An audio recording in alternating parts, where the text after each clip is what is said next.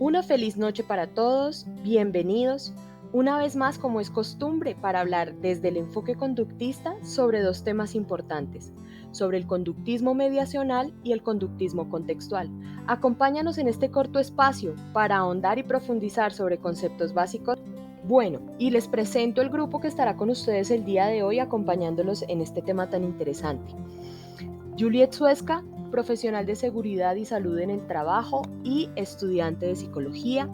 Lorena Bejarano, quien es auditora de calidad certificada, también es profesional de seguridad y salud en el trabajo y estudiante de psicología. Y quien les habla, Sara Echeverry, profesional de seguridad y salud en el trabajo, estudiante de psicología de la Corporación Universitaria Minuto de Dios. Hoy hablaremos sobre el conductismo mediacional y contextual en 4 puntos importantes: sus particularidades, los principios fundamentales, las ventajas y desventajas y las disposiciones éticas y contribuciones. Sin más preámbulos, demos inicio. Para entrar en contexto, podremos decir que en el conductismo hay diversos enfoques. Dentro de ellos encontramos el enfoque en el conductismo mediacional y el conductismo contextual. Estos se centran cada uno en diferentes aspectos del aprendizaje y la conducta. Iniciaremos con el conductismo contextual y este se basa en la idea de que el aprendizaje y la conducta están influenciados por el contexto en el que ocurre.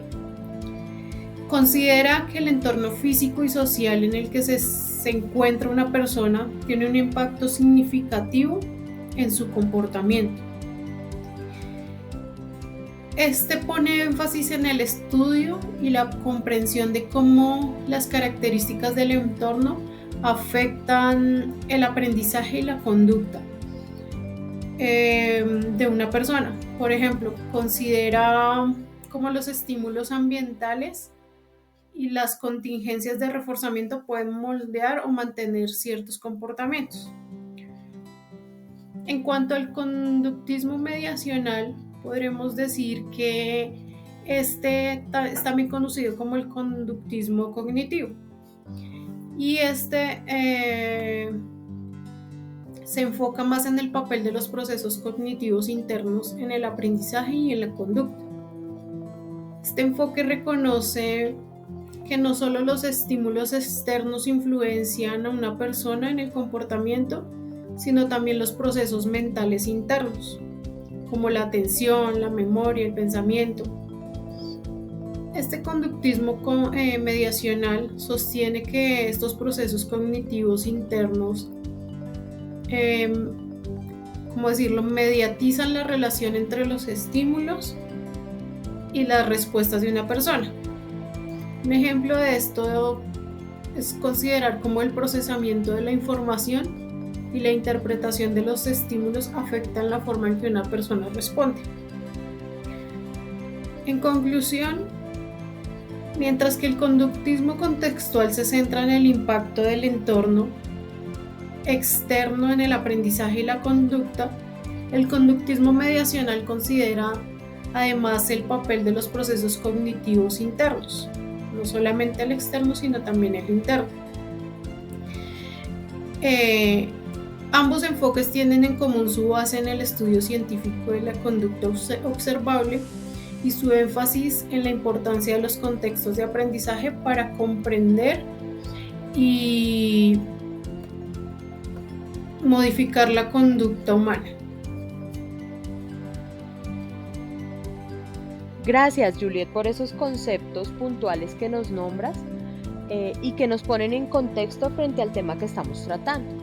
A mí me gustaría mencionarles algunos de los principios frente al conductismo mediacional y el conductismo contextual.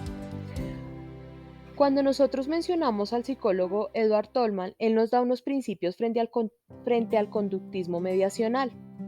Hablemos inicialmente de los mapas cognitivos. Los individuos desarrollan representaciones mentales de su entorno que son conocidas como mapas cognitivos. Estos mapas lo que hacen es guiar el comportamiento y le permiten navegar y adaptarse al entorno en el que se encuentra el individuo. Otro principio es el aprendizaje latente. Tolman introdujo este concepto que no es más sino referirse al aprendizaje que ocurre sin la manifestación inmediata del comportamiento observable. Los individuos pueden adquirir un conocimiento que se manifiesta posteriormente en el tiempo, cuando se vea necesario aplicarlo a lo que ya aprendieron previamente.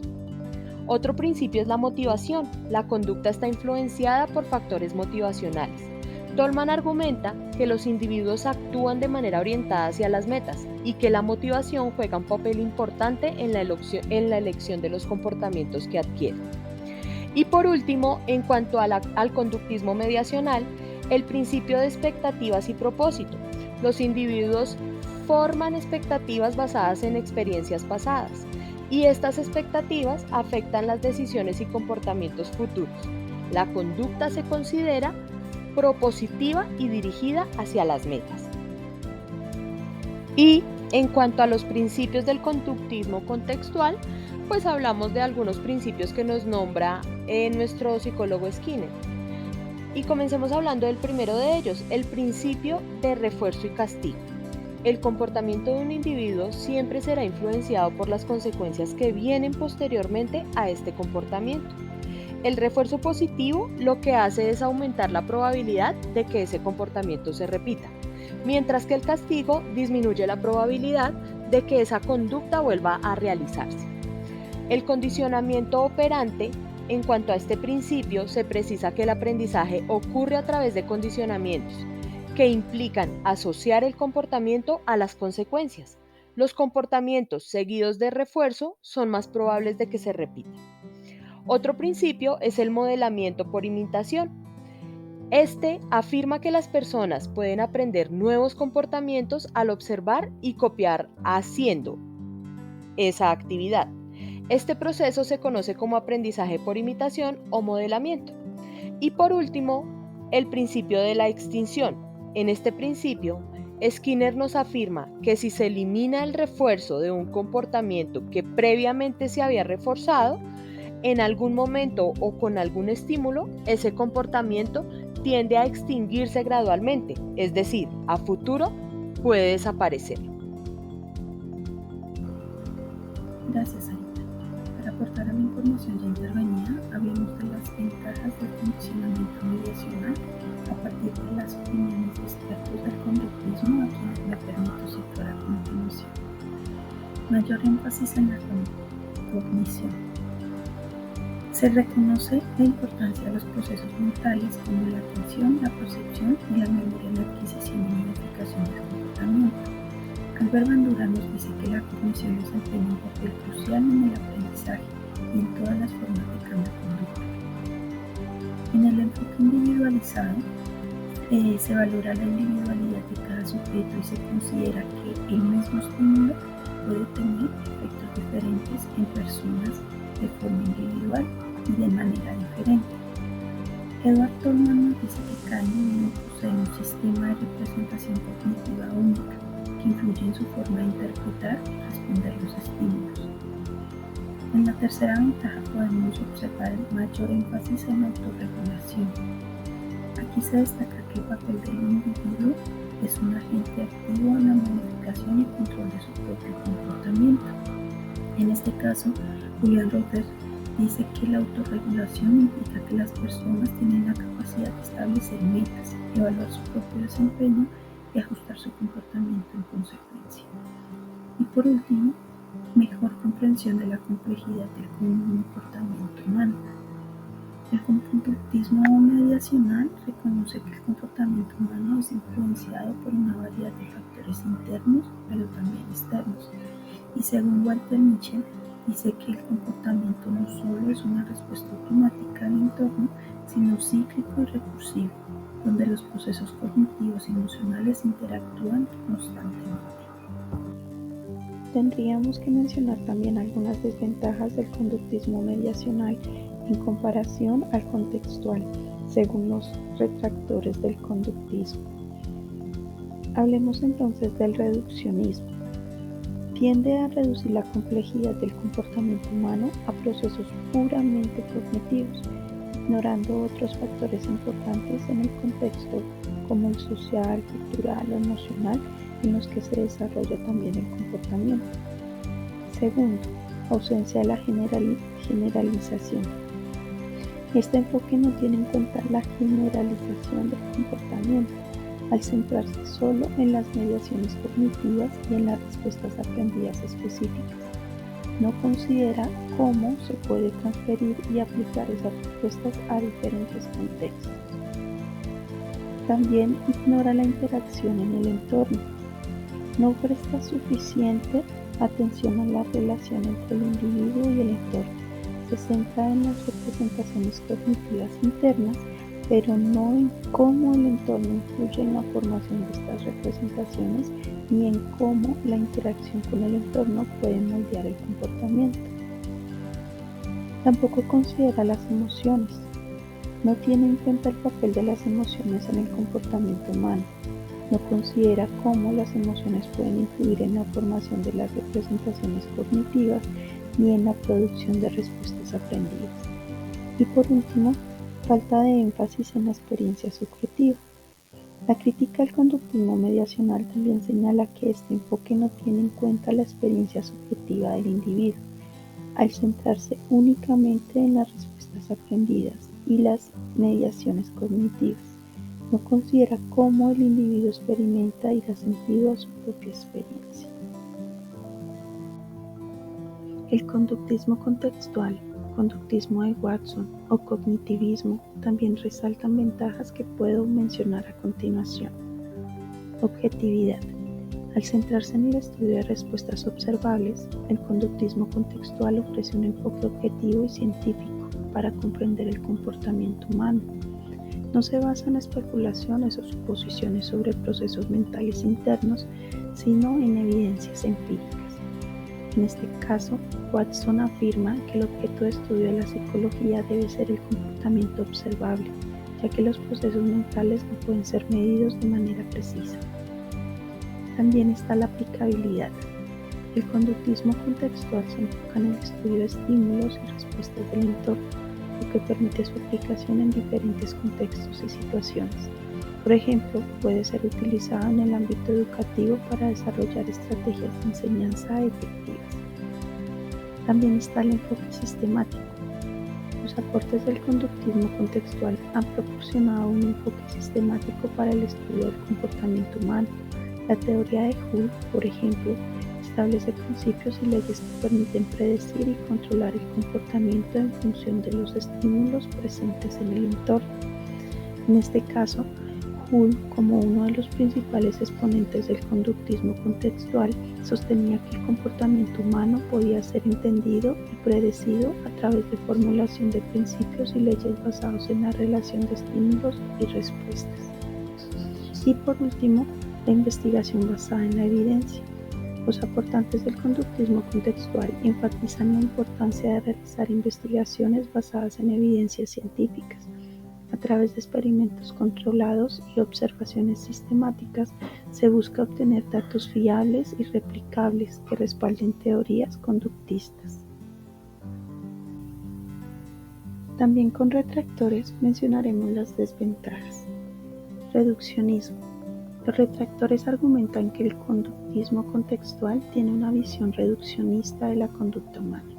Esto se debe a que solo se enfoca en la observación y descripción de comportamientos externos, sin tener en cuenta los procesos mentales y emocionales que también pueden influir en el comportamiento.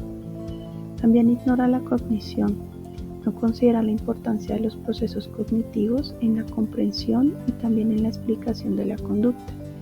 No toma en cuenta percepción, atención, pensamiento y memoria, lo que limita su capacidad para analizar y también comprender completamente la conducta humana.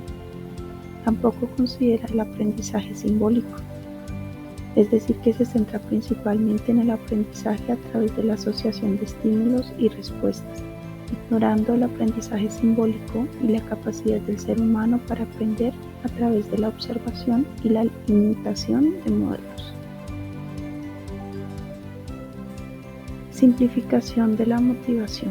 Los retractores argumentan que el conductismo contextual simplifica la motivación humana al asociarla únicamente con la satisfacción de necesidades fisiológicas básicas, tales como el hambre o la sed.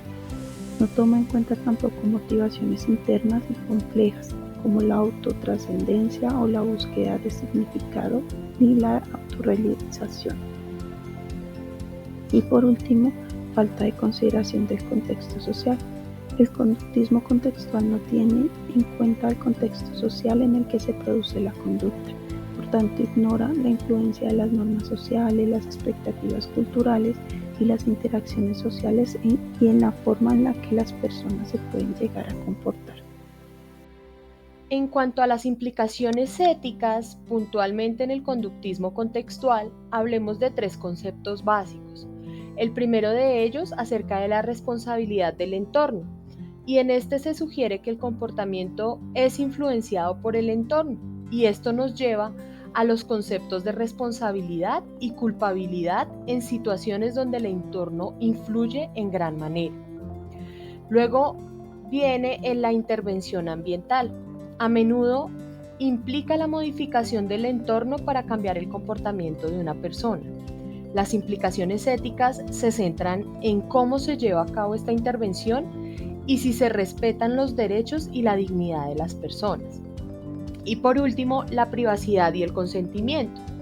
Para la recopilación de datos sobre el comportamiento en el contexto conductual, se necesita súper importante garantizar que una persona esté informada y de su consentimiento antes de ser objeto de observación para la modificación de su conducta.